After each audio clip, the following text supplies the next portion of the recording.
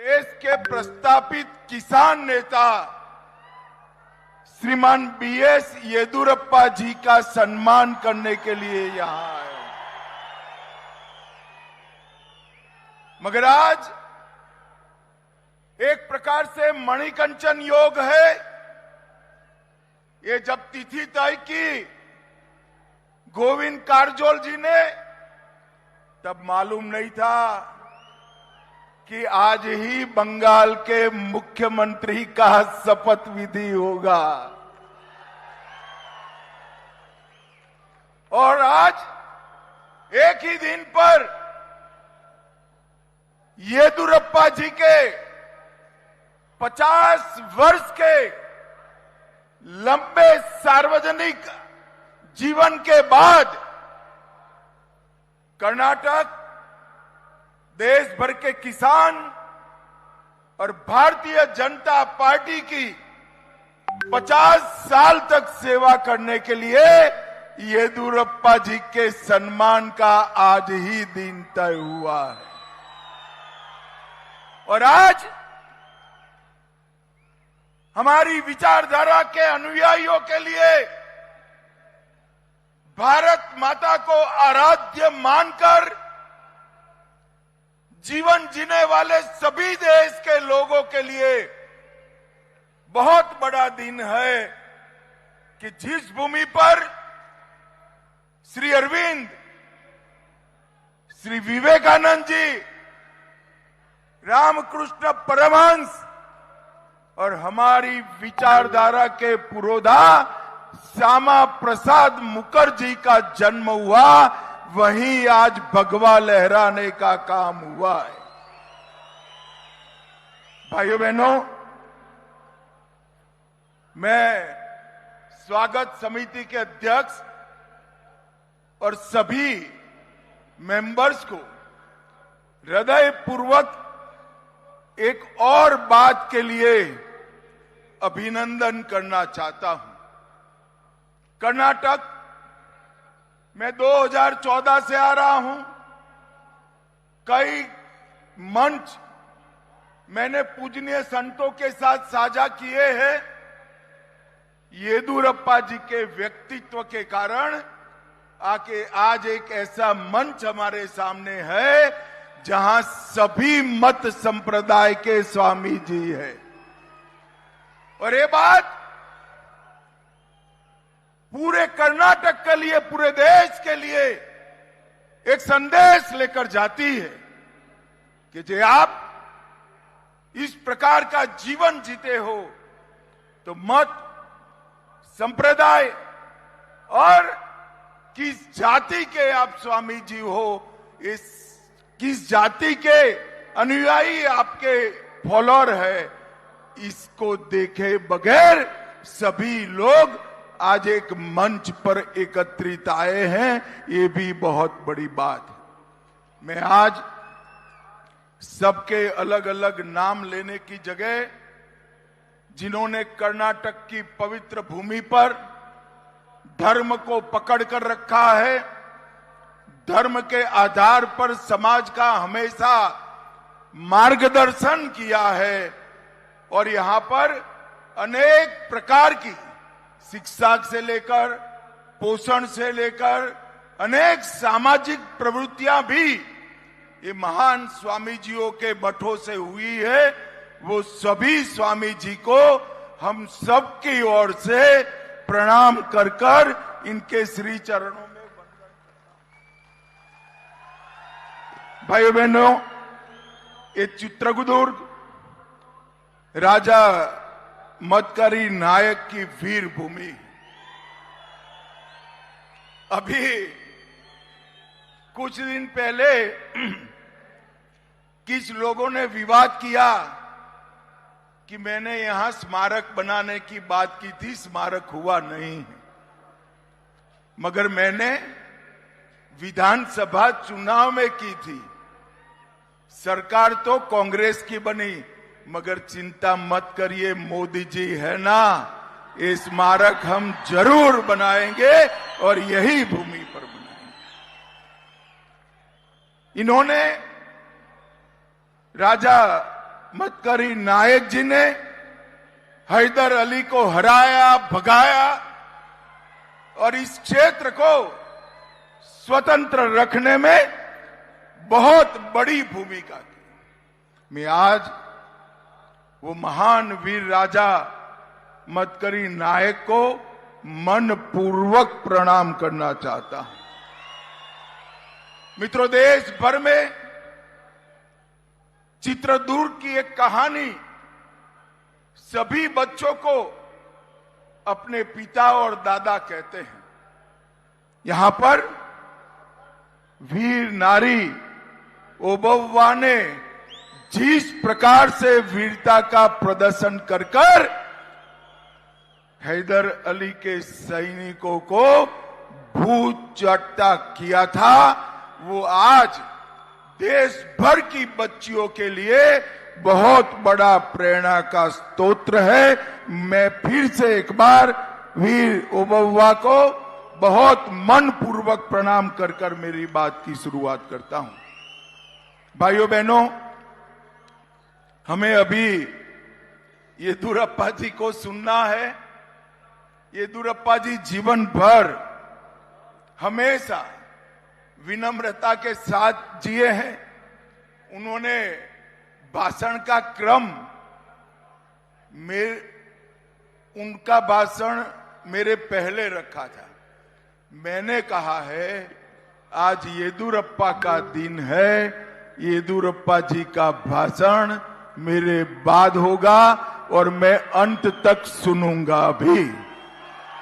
भाइयों बहनों, आज मैं ऐसे नेता का सार्वजनिक जीवन के 50 साल का अनुमोदना करने आया हूं, सम्मान करने आया हूं, जिसका पूरा जीवन आम लोगों के साथ। मगर जो राजनीति में युवा आना चाहते हैं उनको मैं जरूर कहूंगा कि येदियुरप्पा के 5 दशक के सार्वजनिक जीवन और सार्वजनिक जीवन में विशेषकर संघर्ष का जरूर अभ्यास करिए। येदियुरप्पा जितना संघर्षशील नेता शायद पूरे दक्षिण भारत में कोई भी नहीं है, ये सब ने स्वीकारना पड़ेगा। इन्होंने भारतीय जनता पार्टी के माध्यम से काम करते करते ही जन सेवा ही प्रभु सेवा है, ये मंत्र को चरितार्थ करा और किसान का कल्याण ही राष्ट्र का कल्याण है, इस सूत्र को भी चरितार्थ करने का काम श्री येदियुरप्पा जी ने किया है। एक चावल मिल के अंदर क्लर्क की नौकरी करने वाले व्यक्ति ने अपने यशस्वी जीवन में 4 बार कर्नाटक जैसे राज्य के मुख्यमंत्री बनने का सौभाग्य हासिल किया है। राजनीति में 2 प्रकार के नेता होते हैं। एक नेता होता है जो रास्ता बना है वो रास्ते पर चलकर अपनी मंजिल पूरी करे, और जो दूसरा नेता होता है जो कुछ कर जाते हैं वो होते हैं कि अपना रास्ता खुद बनाकर दूसरों के लिए रास्ता बनाने का काम करे। श्री येदियुरप्पा का जीवन इसी प्रकार का जीवन। एक साधारण युवक के रूप में शिकारीपुरा से जब उन्होंने यात्रा शुरू की, उनके पास कोई बैकग्राउंड, राजनीतिक बैकग्राउंड नहीं था। एक साधारण व्यक्ति नैतिकता के सहारे आइडियोलॉजी को आगे कर किस प्रकार से आगे बढ़ सकता है, उसका उदाहरण श्रीमान येदियुरप्पा है। उनकी इच्छा शक्ति, संघ के संस्कार और राष्ट्र ही सर्वोपरि है, ये उनका विचार पूरा जीवन का ध्रुव वाक्य रहा।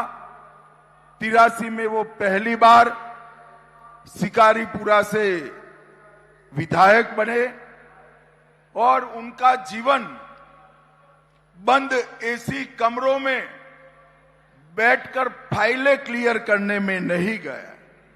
गांव गांव स्टेट ट्रांसपोर्ट की बस, कुछ न मिला तो साइकिल पर भी येदियुरप्पा ने पूरे कर्नाटक का दौरा कर कर यहां भारतीय जनता पार्टी को मजबूत किया।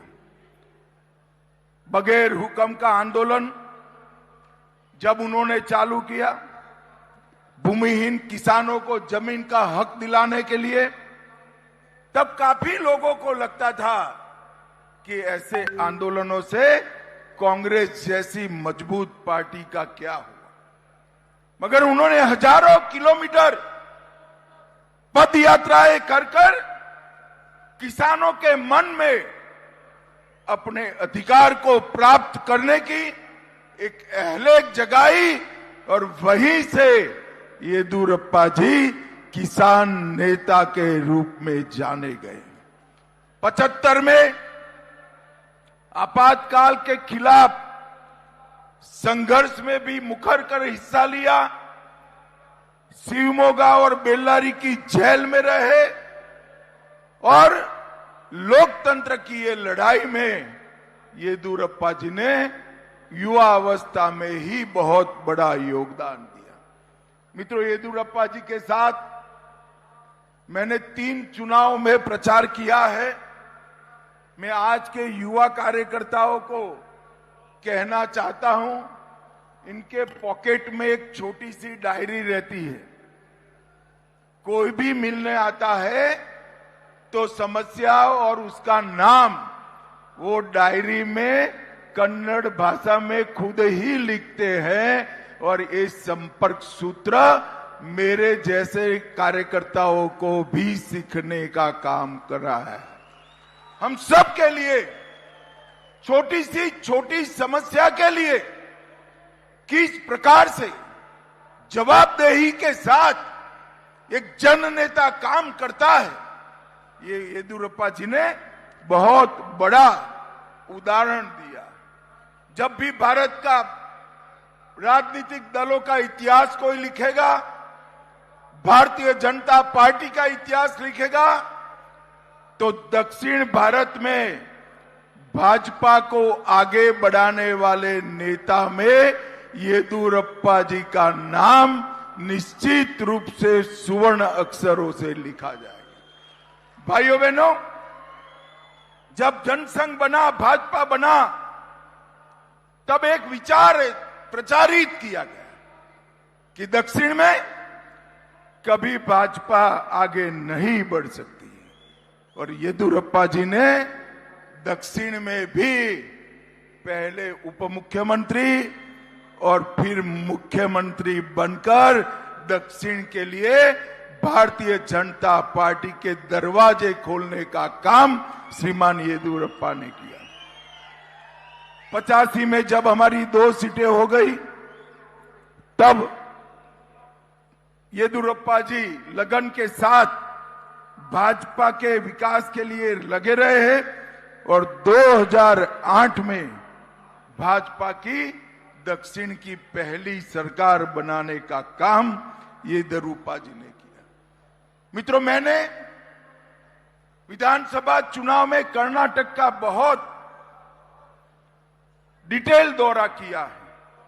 कई गौरवशाली मठ, कई शिक्षा संस्थान, कई बड़े बड़े धार्मिक नेताओं की समाधियां, कई स्वतंत्र सेनानियों की समाधि पर मैं गया हूं। हर जगह पे येदियुरप्पा जी ने अपने मुख्यमंत्री के काल में शासन के माध्यम से व्यवस्था करने का काम येदियुरप्पा जी ने किया। मैं आज जरूर बताना चाहूंगा कि जब संगोली रायन्ना को श्रद्धांजलि देने के लिए जहां उनको फांसी दी गई, वहां पर मैं गया था। दूर से देखकर लगता था कि इस स्थान की किसी ने चिंता नहीं की। इतने महान देशभक्त इसके शहीदी के स्थान की चिंता नहीं हुई है। मगर मैं अंदर गया, छोटा सा बागीचा, शुद्ध पीने का पानी, बैठने के लिए कुछ बेंचेस लगे हुए थे और उनका संगोली रायन्ना का पूरा इतिहास वहां पर लिखा हुआ था। मैंने वहां पूछा कि भाई ये किस सज्जन ने किया था? येदुरप्पा जी मेरे साथ में थे, उन्होंने हाथ जोड़कर कहा आपके साथ खड़े हैं वो येदुरप्पा जी ने करा। मित्रों, ये जो भाव समाज जीवन के प्रेरणा स्थानों को शासन आगे बढ़ाएं, वो भाव उसी में हो सकता है जो समाज को प्यार करता है, समाज को आगे बढ़ाने के लिए काम करता है। देश भर में किसान बजट रखने की शुरुआत भी श्री येदुरप्पा ने की। जब हरी शॉल ओढ़कर वो विधानसभा में किसान बजट पढ़ते थे, न केवल कर्नाटक, देश भर के किसानों को लगता था हमारी चिंता करने वाला एक राजनेता आज कर्नाटक का मुख्यमंत्री के रूप में बैठा है। भाइयों बहनों, बहुत बड़ी परंपरा उन्होंने आगे बढ़ाई। अन्नदाता के नेता उन्होंने बने और किसानों के लिए हमेशा उन्होंने आवाज उठाने का काम किया। बेंगलुरु को दुनिया के नक्शे पर ग्लोबल टेक हब के रूप में रखने के लिए भी येदुरप्पा जी को वर्षों तक याद किया जाएगा। और येदुरप्पा जी ने अलग अलग समुदायों को, चाहे लिंगायत हो, ओबीसी हो, दलित हो, गौड़ा हो, सबको बीच में सद्भाव बढ़ाने के लिए भी बहुत बड़ा काम किया है। और मैं एक बात फिर से सार्वजनिक रूप से स्वीकार करना चाहता हूं, जिसका मैं साक्षी हूं। 2014 में देश में पहली बार पूर्ण बहुमत की सरकार बनी, मोदी जी प्रधानमंत्री बने, मंत्रिमंडल बन रहा था, मैं भाजपा का महासचिव था। अचानक गुजरात भवन पर सुबह एक कागज आया, वो कागज येदुरप्पा जी का था कि मेरी प्रायोरिटी कर्नाटक है, कर्नाटक में फिर से भाजपा सरकार बनानी है, मुझे मंत्रिमंडल में मत रखिएगा।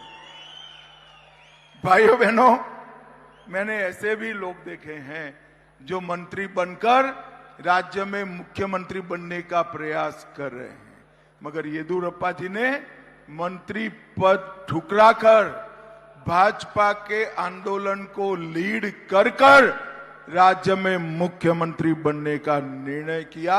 ये बहुत बड़ी बात है। भारतीय जनता पार्टी ने भी देश के किसानों के लिए ढेर सारे काम किए। मैं इसमें बहुत डिटेल जाना नहीं चाहता। आज का दिन येदुरप्पा जी का है। येदुरप्पा जी ने 50 साल तक कर्नाटक और देश के सार्वजनिक जीवन की सेवा करने का काम किया है। और मैं तो मंच पर चढ़ते ही ये मंच देखकर आनंदित भी हुआ और आश्चर्यचकित भी हुआ। एक ही मंच पर इतने सारे स्वामी जी, हर संप्रदाय के स्वामी जी आज यहाँ पर उपस्थित है। ये येदुरप्पा जी के प्रति सबका सम्मान कितना है, इसका परिचायक है। मैं येदुरप्पा जी को अंत में बहुत बहुत शुभकामनाएं देना चाहता हूं। आप शतायु हो, आपका स्वास्थ्य अच्छा रहे और लंबे समय तक आप कर्नाटक भारतीय जनता पार्टी का मार्गदर्शन करते रहे, यही मेरी शुभकामना है।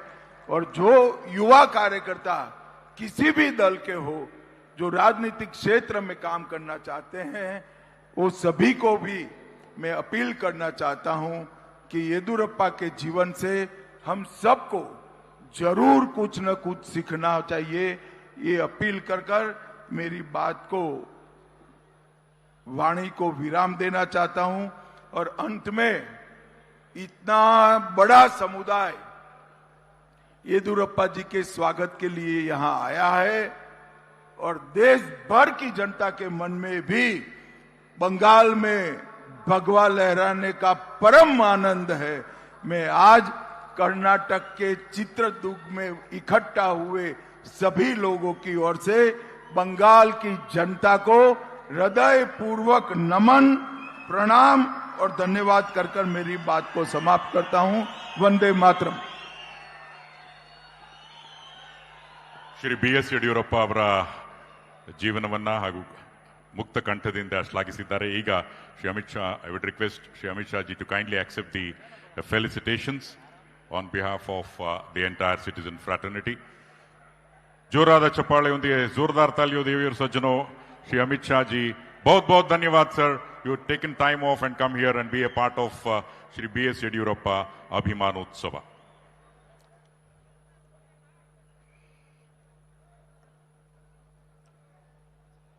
ಪ್ರತಿಯೊಬ್ಬರೂ ಸಹ ಶ್ರೀ BS ಯಡಿಯೂರಪ್ಪ ಅವರಿಂದ ಕಲಿಯೋದಿದೆ ಅನ್ನುವಂತಹ